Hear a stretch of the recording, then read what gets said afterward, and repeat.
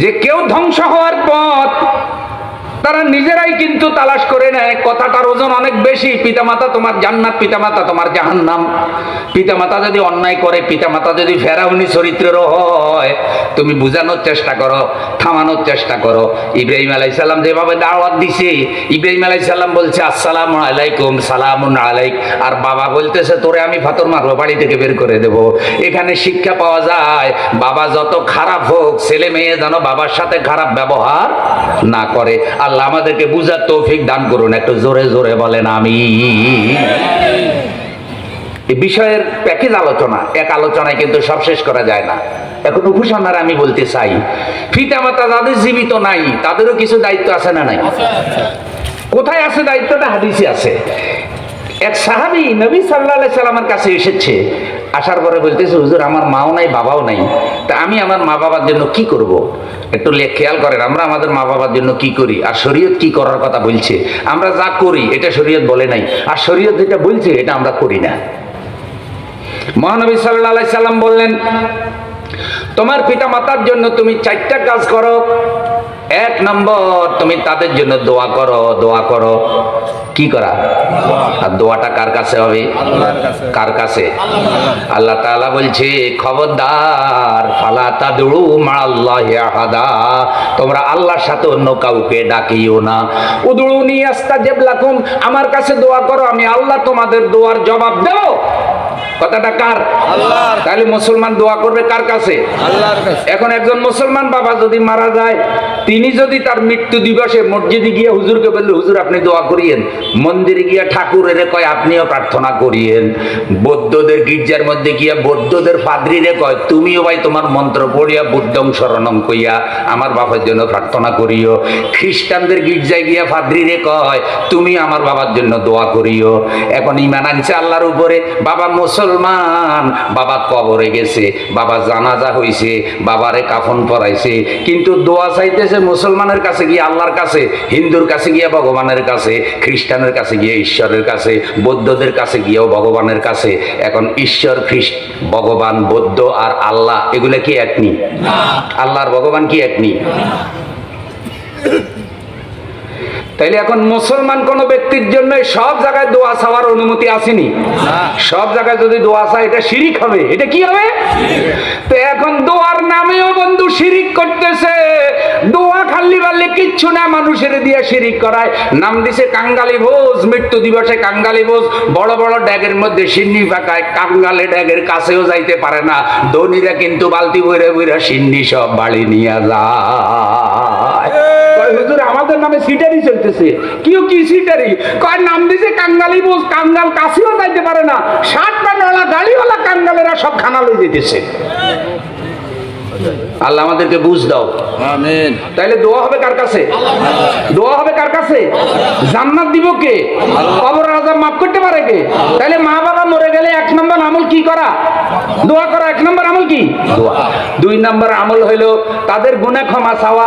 সন্তান আদি আল্লাহর কাছে দোয়া করবে, আল্লাহ আমার মা বাবা বেঁচে থাকতে যত গুনাহ করেছে আমি আমার মা বাবার পক্ষ থেকে মাপ চাই, আল্লাহ তুমি আমার মা বাবাকে মাফ করে দাও, তুমি আমার মা বাবাকে ক্ষমা করে দাও। এইভাবে সন্তান আদি আল্লাহর কাছে ক্ষমা চাইবে, মা বাবার জন্য গুনাহ ক্ষমা চাইবে। 2 নম্বর।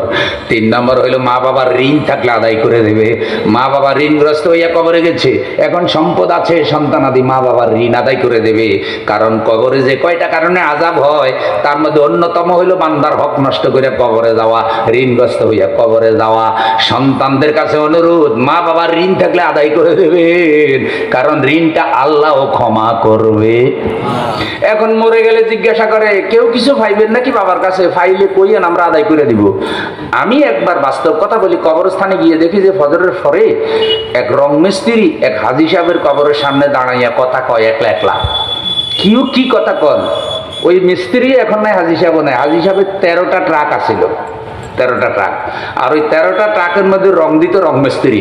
হাজী সাহেব স্ট্রোক করে, প্রেশারের রোগী ছিল, স্ট্রোক করে মারা গেছে। ছেলেরা বলছে কেউ যদি আমাদের বাবার কাছে টাকা পয়সা পান তাইলে বলিন আমরা আদায় করে দেব। এখন ওই জানাজার মধ্যে প্রকাশ্য ভদ্রতার কারণে রং মিস্ত্রি বলে নাই। জানাজার পরে গিয়ে রং মিস্ত্রি ছেলেকে বলতেছে যে আমি কিন্তু 13,500 টাকার রঙের পাই, তো কয় আচ্ছা আপনি পরে যোগাযোগ করিয়েন। দাফন কাফন করিয়া রং মিস্ত্রি চিন্তা করছি এখন কেমনে চাই শোকের দিনটা যাক। 10-12 দিন পরে রং মিস্ত্রি যাওয়ার পরে ছেলে বলতেছে আপনি যে টাকা পাইবেন কোনো দলিল আসেনি। তো রং মিস্ত্রি ভাই কোনো দলিল তো রাখি নাই, কাজ তো চলো, মানে যে তোমার ট্রাকে যে রংগুলা দেখতো সেগুলো সব আমার দেওয়া, আর তুমি তো আগে থেকেই জানো যে রঙের কাজ আমি করি, আমি কিন্তু তোমার বাপের কাছে 13,000 টাকার বেশি পাই, আমি গরিব মানুষ, আমার টাকাটা আমারে দিয়ে দাও। ছেলে আজকে ঘুরায় কালকে ঘুরায় 10 দিন 15 দিন আর টাকা দেয় না। একদিন দেখি যে ওই রং মিস্ত্রি ফজরের পরে হাজির কবরের কাছে দাঁড়ায় দাঁড়ায় কথা কয়। তা আমি কইলাম কি কথা কন ভাই? কয় হাজিরে কইতেছে হাজিরে তুই যে হঠাৎ করে মরি গেলি আমার 13,500 টাকা তো দিলি না। ওরে হাজি তো ছেলের কাছে বলছিলাম যে তোর বাপের কাছে টাকা পাই, ছেলে আমারে কয় দলিল আসেনি সাক্ষী আসেনি। ও হাজি কোনো সাক্ষী দলিল তো আমারে আগেও দিলি না, বয়সে আমি কিন্তু তোর বড়, আল্লাহ তোরে টাকা দিছে গানে দিছে তোর রঙের কাজ করতাম, ছেলে কিন্তু আমারে ঘুরাইতেছে টাকা দেয় না, তোর ওয়াইফও ছেলেরে কিছু কয় না, আমি বারবার গেলে আজকে ঘুরাই কালকে ঘুরাই, অবশেষে টাকা দিবার কোনো লক্ষণ আমি আর দেখি না। কপাল আমার মনে হয় ভালো হইছে রে, ভালো এ কারণে হইছে বলতেছি দুনিয়াতে যদি 13,500 টাকা না পাই কিয়ামতের দিন হিসাবের দিন আল্লাহ তোরে উঠাইবো আমার উঠাইবো, উঠানোর পর আমি কইব আল্লাহ হাজিরে জিজ্ঞাসা করেন 13টা টাকা ছিল আমি রং দিছিলাম, আমি 13,500 টাকা পাই, আমার টাকা দেয় নাই, অবশেষে তুই তো সেদিন টাকা দিতে পারবি না। আমি আল্লাহরে কম আল্লাহ আমার আর টাকার দরকার নাই, এই টাকার বিনিময়ে দয়া করে আমার জান্নাতটা দিয়ে দেয়।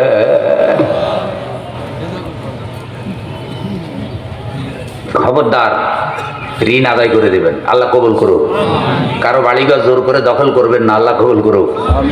পিতা মাতার ওয়াদা থাকলে ওয়াদা পুরা করবেন, কোথাও কমিটমেন্ট দিছে এই মসজিদে জায়গা দিব টাকা দিব, এটা ওয়াদা পুরা করবেন, পিতা মাতা দিতে পারে না যেন ফিরে না যান।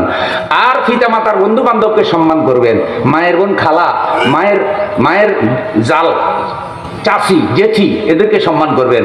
আর বাপের বন্ধু যার সাথে চলাফেরা করছে, বাবার ভাই চাচা, বাবার ভাই জেঠা, এদেরকে সম্মান করবেন। হাদিসের কোথাও নাই বাপ মা মরে গেলে তাদের মূর্তি বানাবেন, তাদের মৃত্যু দিবসে এটা করবেন ওইটা করবেন, কবরে ফুল দিবেন, এগুলো কিচ্ছু কি নাই। সে যত বড় বাবাই হোক না কেন, যত বড় পদের অধিকারী হোক না কেন, কিন্তু এখন আমরা আমাদের মা বাবার মৃত্যু দিবসে অনেকে এগুলা করে কি করি না? এগুলা কি ঠিক হইতেছে? আমার এই সব কথা বলার অর্থ হলে এগুলা থেকে ফিরে আসুন, তওবা করুন, আল্লাহ আমাদের সকলকে ক্ষমা করুন, আল্লাহ আজকের আয়োজন কবুল করুন, আল্লাহ আমাদের পিতামাতার সাথে আমাদের ভালোবাসা আরো বৃদ্ধি করে দেন, আমিন। সুবহানাকাল্লাহুম্মা ওয়া বিহামদিকা আশহাদু আল্লা ইলাহা ইল্লা আনতা আস্তাগফিরুকা ওয়া আতুবু ইলাইক ওয়া আখিরু দাওয়ানা আলহামদুলিল্লাহি রাব্বিল আলামিন।